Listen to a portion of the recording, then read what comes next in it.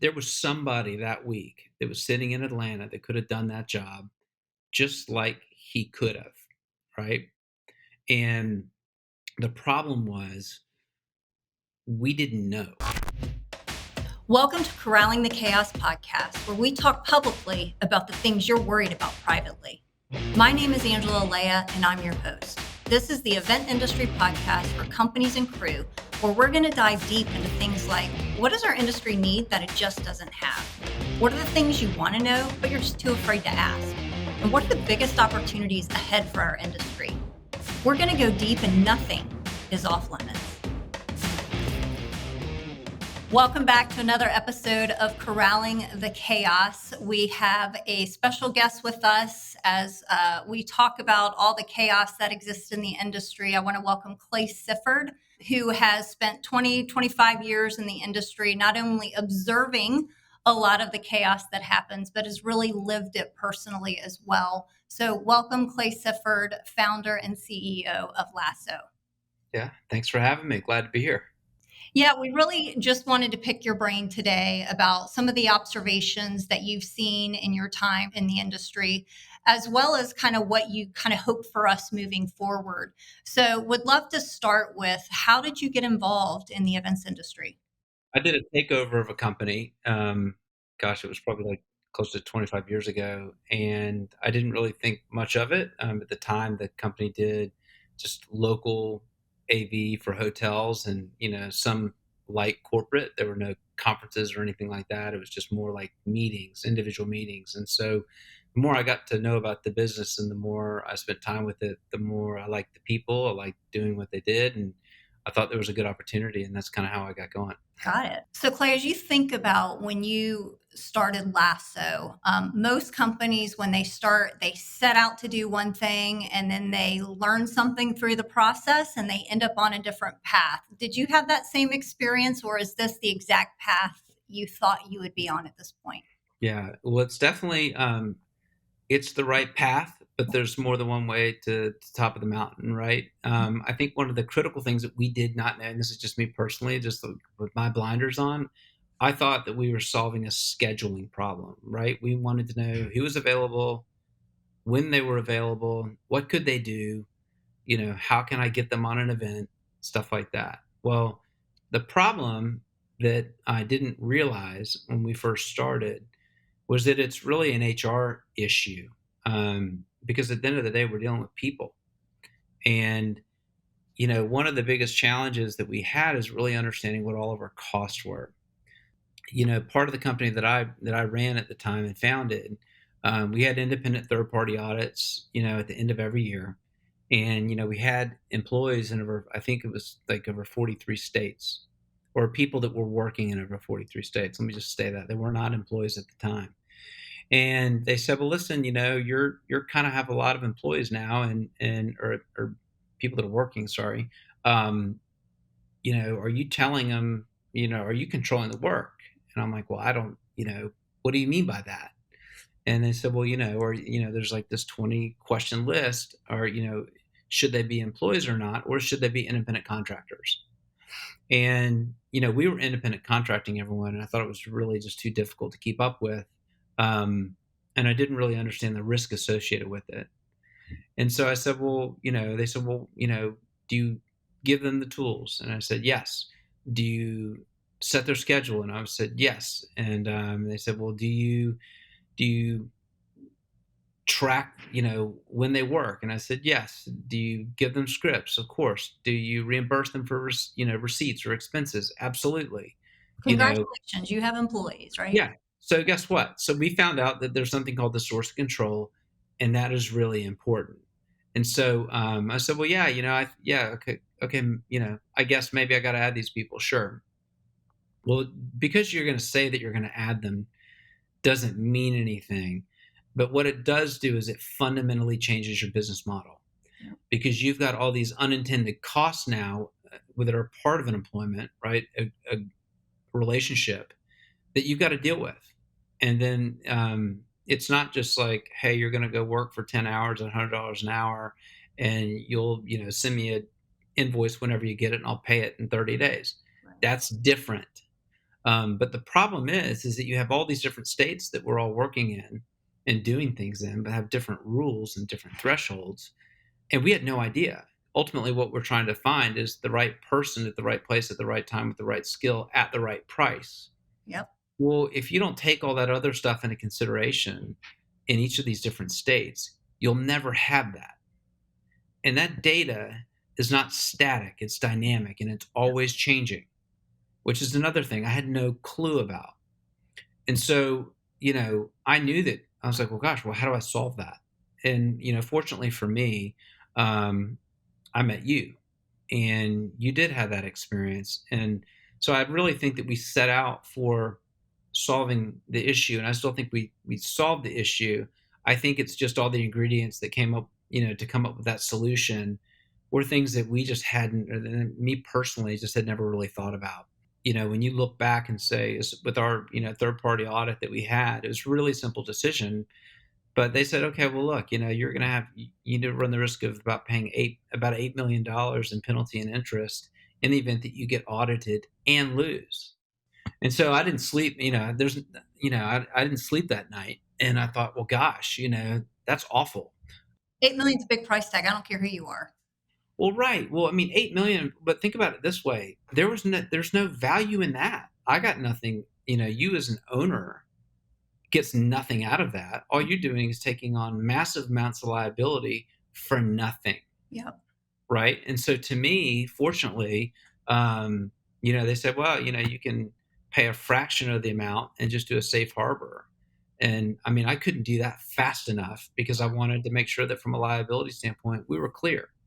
Yep. Um, and so I think that kind of in thinking through like the unintended consequences, and it was really difficult because we thought we were going to lose the majority of our employees because that was not how they work. They were not used to that. And back Well, then, not back then. You're right. yeah, nobody did it. Right. And so we were trying to kind of change something that no one had ever changed.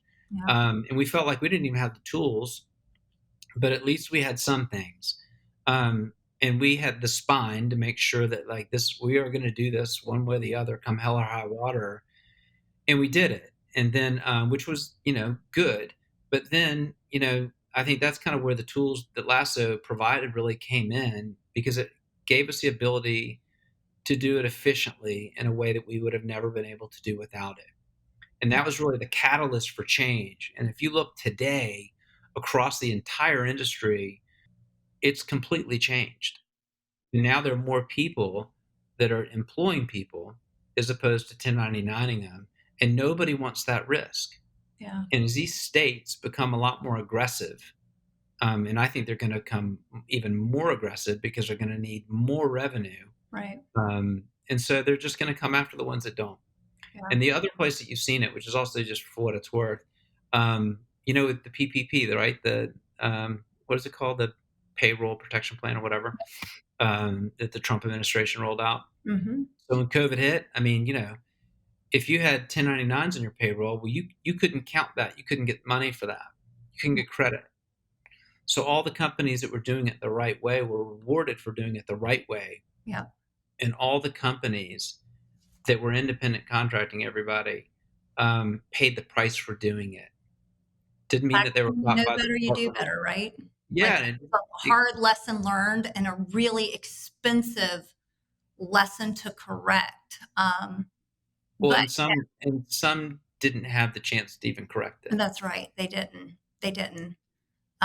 Same with the freelancers out there. There's misconceptions around, the advantages of being a 1099 versus a W-2. We're also going to talk more about that in future episodes because there are some serious misconceptions. It actually costs people more to be a 1099 than it does a W-2, and it costs companies more to W-2 than it does to 1099. So we'll kind of debunk some of those things because I think that's another area to kind of get rid of some of the noise and the chaos and kind of doing things a multitude of ways.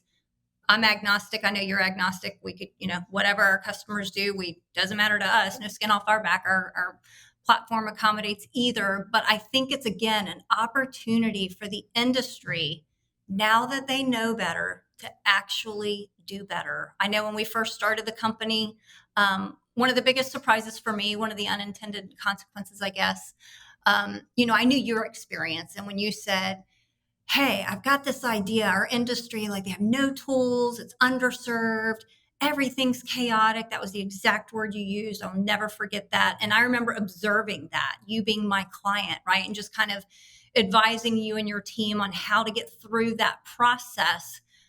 But if I'm being honest, in the back of my mind, I thought, there's no way the whole industry operates this way off Excel spreadsheets and this chaotic. It's such a massive industry. Surely the whole industry doesn't operate that way. And when you said, hey, I want you to come join me to solve this, I did my own research. And sure enough, as all of us know, the whole industry has operated that way. But was also surprising to me is before we wrote even our first line of code, we went out and we did 350 interviews with different people in the industry, owners of these companies, operators of the company, people who ran finance, the labor coordinators, the techs in the industry. We talked to so many different people, and the number one thing I heard, well, there were a couple themes, but it was, we don't know why we're losing money on some of our events. Labor's, biggest cost of goods sold. And a lot of it had to do with that. They just didn't have the information they needed. So it wasn't, to your point, just a scheduling problem to solve. It's a people problem, right? Because as we always say, every event experience is only as good as the people who make it happen. And so we're trying to solve a people problem, not just with the process and tools they're given, but the fulfillment they get from being in this industry and the work-life balance and all those other types of things that are important for all the good people in the industry. And so it's going to be exciting to see how our industry evolves as we know better to do better, and continue to innovate to make it better for everyone in the industry. Yeah. Well, the only thing I would comment on that is that even before it became a people problem, it was really a knowledge problem, Mm, right? And I think our industry has a huge issue here because there are not a lot of places where people that are running these businesses can go to learn. yep. Everyone is well intended. I mean, this is the great thing about our industry. It consists of some phenomenal people. Mhm. I mean, amazing people, top to bottom, one into the other. Fantastic. Everyone wants to do well, and I really believe people are really well intentioned. The problem is that when you don't have the right data and the right knowledge set to be able, like, hey, best practices, what is that? Or like in this case, well, gosh, that could have taken my company under, and it would have just completely killed it. Well, I didn't know that. Well, I do now, right? And so part of what I think the other goal that we hope to solve is to be the place of truth to help people learn and grow, because we all have something that we can learn every day. You just have to be receptive to hearing it, and you need to be in a place where you can go and do that. And I think that that's kind of part of what I hope that we can do. I don't know about you, but when people ask me, what do I do? Or what does Lasso do? Or information about the event industry, it's really kind of hard to be concise with what exactly we do and what we're about, especially to, the people who consume these events. They don't understand what happens behind the curtain and what happens backstage and all that has to go into producing these things. Because quite honestly, there's not a lot of great data out there about our industry. So, why do you think our industry is so misunderstood? I think part of it is no one knows what it is, right? And I think that, I mean, it is entertainment. There's definitely some hospitality side of it. There's sporting events. It's a amalgamation of a lot of different things, and I Mhm. think that people don't see what's behind the curtain. They just show up for whatever it is, and they consume whatever it is that is kind of being given to them. But there's really not a ton of thought into what goes into it. I think that's a challenge and an opportunity at the same time. But I think when people don't see something and when they're just the recipient of it, I think they just view it differently. They don't give it any meaningful thought. So, how do we educate people on what we do, how we do it? How do we familiarize them with what all's been going on in the event space? I think a lot of it has to do at the end of the day with investment, right? Because if you think of the companies coming out of COVID, it doesn't matter if you're in hospitality, it doesn't matter if you're live event production, sports, everything, festivals, concerts, everything took a hit, right? And so investment drives every industry. And so huge challenge to everyone at the same time and how you kind of get through that. And I think that everyone knew that this was happening because no one could go to concerts, no one could go to festivals. There were no more user group meetings. And so the good news is, in a weird, really kind of backhanded way, people saw what was going on maybe for the first time. Oh, there aren't any, I can't go to this user group meeting anymore. I can't go pitch, what I'm selling at, Infocom as an example. And all of a sudden, like that's different. And so I think that it did kind of cast a light on the industry in a way that probably has never really happened before. So now they're in tune with it. And I think part of it is like they need to understand, and maybe we need to do a better job of explaining what those opportunities are for the industry in general. Yeah, you bring up a great point about investment, right? We always talk, we feel like our industry is underserved. It's hard to have outsiders come in and provide good solutions for people within the industry. So as you think about, there's not a lot of new companies emerging in our industry. Why do you think that is? What are the barriers for people continuing to invest in our industry and doing good things for it to further it along? I think that the barriers are there's two different types of barriers, right? So if you think of it, the barrier's probably never been lower in some ways because you've got tools, that are out there. If somebody wants to start a business, they can cross run equipment from somewhere. You can get people from somewhere, collaboration opportunities that are out there that weren't in the past. So I think if you're an individual trying to start something or a couple people trying to start something small, I think it's really easy or easier than it's ever been. I think if you're trying to start something big, I think it's difficult, right? This is not an industry unless you're building software. You're not going to see VCs here. You might see some private equity on much bigger opportunities, and those would be your probably top 10 largest, companies in the space. You might have some of that there, but I think what's happened is even with all the money that's sitting on the sidelines or that's available that has to be put to work at a certain time, it's still difficult because I think that those folks are leery, and saying, "Hey, well, what's going to happen? Or are things going to shut down again? Has the industry learned? Have they learned not to do that?" Right? Mhm. And I think that that is kind of cast a little bit of a shadow. And I think as time goes on, and post COVID, people just are doing what they're starting to do now, which is just get on with it. And I think eventually it will drive that investment, but I think that's just going to take a minute for that to come back. So, Clay, when we talk about, there's not a lot of innovation in our industry, is it because they don't know how? Because they're not from it? Because you kind of have to be from the industry to know how to solve the problems within the industry. So, do you think it's because they're not from the industry and they don't understand it? Or do you think it's because they understand it? It's just complicated. I mean, that's the whole point of this podcast is to talk about corralling the chaos and the complexities within this industry. So which do you think it is? It's just too complicated, or it's too hard, or I just don't understand it? It's difficult by nature, because you're working. I mean, you have a logistical challenge, right? You work in all these different states. You've got all these different people that you've got to get in one place at any given time.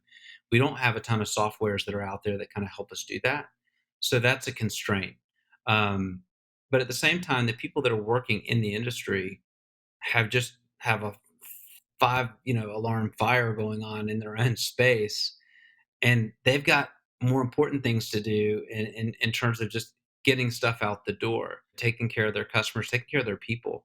And I think that that is distracted us in a way. And I think it's going to take a minute to kind of get through that too.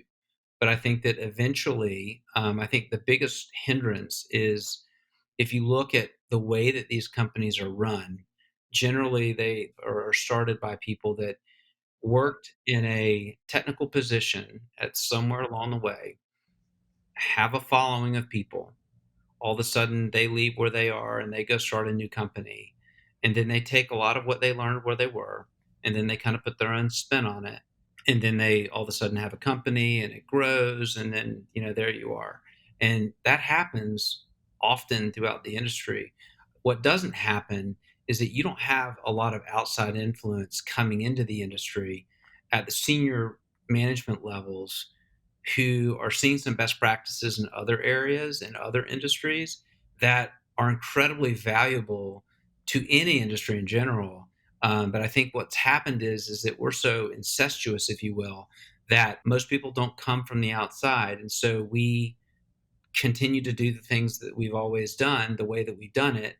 And I'm not sure that we've had the time, even over the past couple of years, to be more introspective about how we're doing it. And I think that's a huge challenge. It's also an opportunity. Yeah. What are some lessons we can learn from other complicated industries? I mean, is there anything that you see in other industries or other verticals that you think would be applicable that our industry could begin leveraging? I mean, we're a pretty mature industry in general. There are a lot of mature industries out there. I think that using data, number one, very few companies use it. And the reason why that is, I think, in general, is because it's hard to get. And we've lacked the systems to be able to get the true data out of it. So once you get the data, it's tough to do anything with it because it's in the past. Hmm. And so everyone's more reactionary as opposed to proactive. And so what that really boils down to, and just my own personal view, is that it's the software companies that are driving this. Because if the software companies invest in the data to give people the data before they make the decision, but give them the insights to understand what's going on Hmm. ahead of time, then they actually can do something with that. But because there's been a lack of software, because there's been a lack of innovation there's been a lack of good actionable data, which ultimately gets us to a point where nobody wins, right? You just kind of end up getting there by happenstance, not necessarily that there was really a good strategy behind it. So obviously, before starting Lasso, you found and ran a mid-sized production company. So when you think about those days of operating there and thinking about data, what was some of the data that you wish you had that would have made a difference that you think our industry, still struggles to get? Yeah, well, I mean, the straw that broke the camel's back, which is the whole reason why we started Lasso, was because there was an event in Atlanta, and we had a guy from Spokane, Washington, that was going down there to be an A2 for a 6-day event. And I was just flying into town. I was going over to London. I stopped over in Atlanta during that day, and I saw a guy that was from Washington, and I knew that that customer wasn't paying for travel, or they might have paid a little bit, but they weren't paying enough of what it cost to get from Spokane to Atlanta. You have front end, back end of paying their labor. This guy was expensive anyway, and then they had to put him up for probably 5 or 6 nights per diem, all that stuff. Well, there was somebody that week that was sitting in Atlanta that could have done that job just like he could have, right? And the problem was we didn't know. And or at least running a company, people that are in the C-suite are completely disconnected from the people that are actually making those decisions on the ground. And the people on the ground were trying to do their job. They're trying to fill the best people, right, as fast as they can do the job well. And so sometimes cost was taken out of that. But if you think about that, at a very minimum level, say if that's $3,000 delta compared to getting that guy there for the week versus finding somebody else that could have done it. Well, if you had, I don't know, 30 spots times 3,000 a piece, that's $90,000. I mean, it just is a huge multiplier effect. And so to me, it's like I thought it was crazy that we couldn't connect dots between somebody who was really good at that position that was sitting in that market that was available without all of that extra cost. We didn't know where they were, but they're there. And I think that was part of the mission. Is like, well, we got to stop this. because if you do that, for every position, for the hundreds of events these companies are doing in the industry, that enterprise value that these companies are losing, as a result, I mean, it's just lost value. And the way I felt like is that just kind of had to stop. I went out and talked to, people, my contemporaries that were running other companies of similar size, and what were you doing? How did you guys do this? And they were doing it just like I did it, which is also part of the problem, right? And that we needed to solve that. And so that was kind of when I left my old company and went out and raised private money and started Lasso. Yeah, I'm sure that that story resonates with everyone in the industry, right? Everyone's been in that predicament where you just got to go fast and not always smart or cost conscious because you got to execute on a show, and having the time and data to do that sometimes is a luxury. So I'm sure that story certainly resonated with a number of our listeners. What do you think's been the hardest part of building a simple product for a complicated industry? I think there are a couple of challenges with that. When you're typically wanting to build software, you're really trying to kind of cater to 80 to 90% of the use cases that are out there.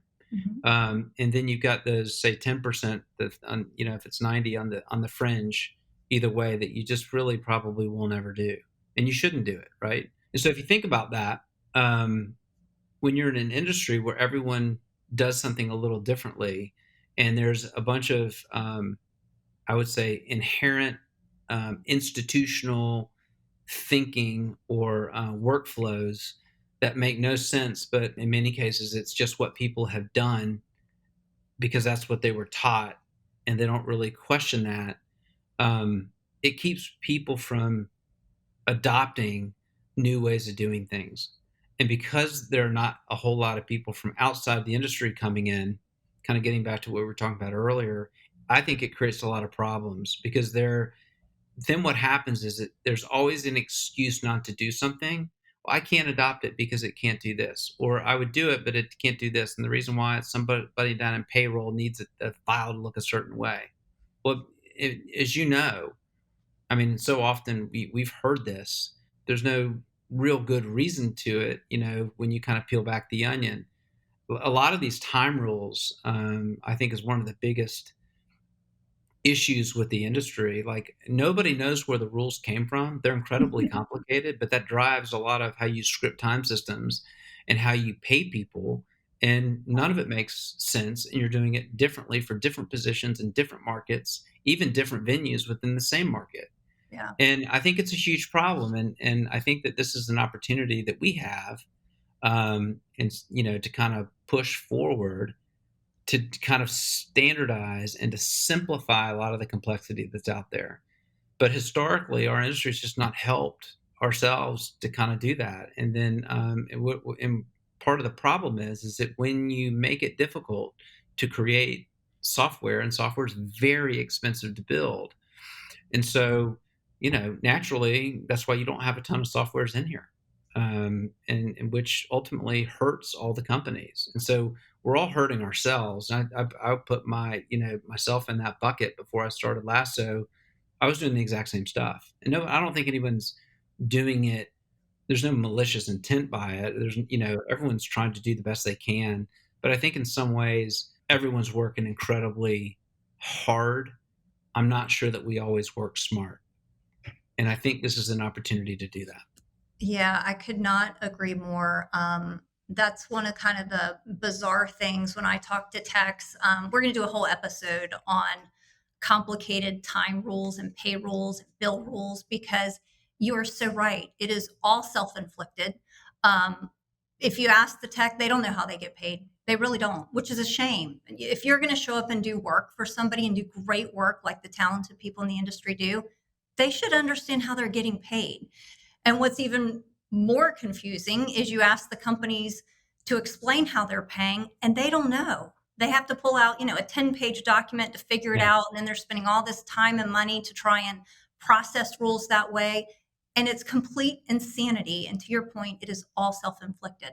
So we're Yeah. going to dive into that on a different episode. But one final question for you. Obviously, throughout your career, you've seen a lot, you've created a lot, you've solved a lot, but you've just experienced so much of the chaos that we're talking about. So as you look ahead, what do you hope for our industry?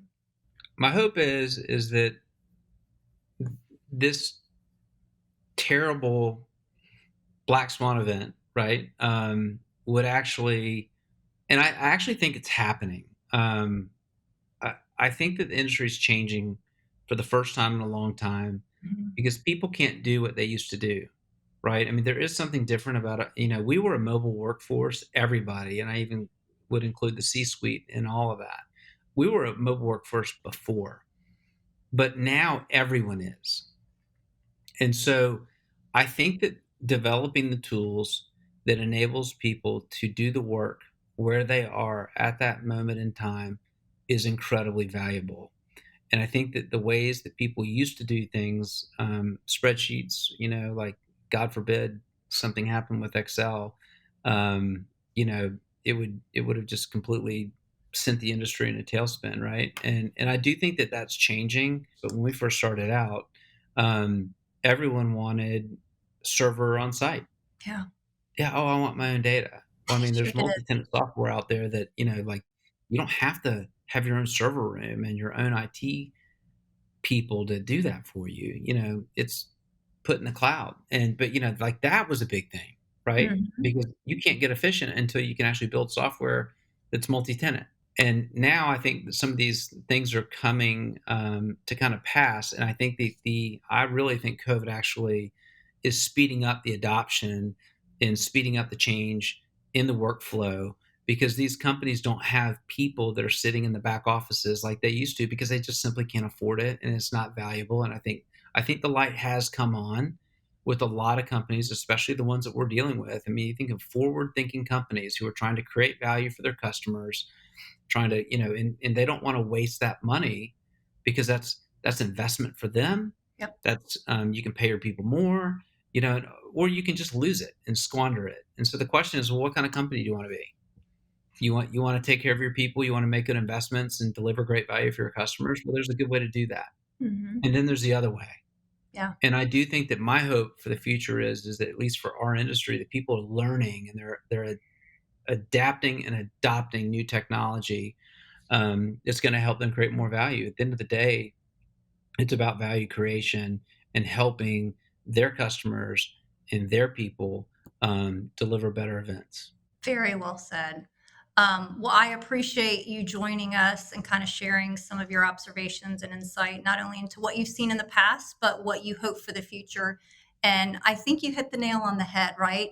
Um, COVID has taught us a lot. And so I think as an industry, I would just challenge us all as we learn and as we know better, it's time to do better, especially when Exactly. you're given the relationships, the insights, the tools, the relationships, the friendships, all the things, we just were given a do-over. And so our hope is that as we all learn more and know more, we can do better.